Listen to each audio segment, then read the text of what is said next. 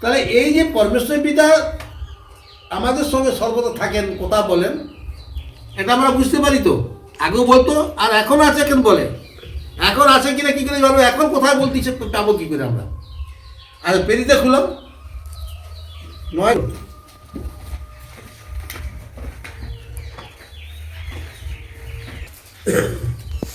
295।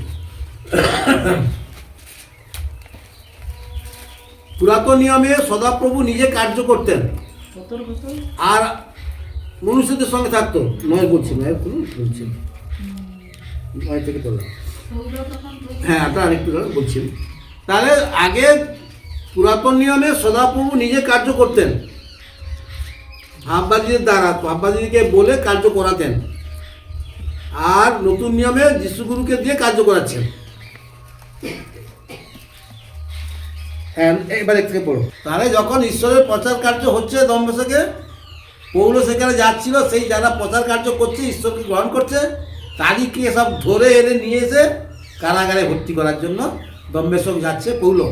স্ত্রী পুরুষ যারা ঈশ্বরের কার্য করবে,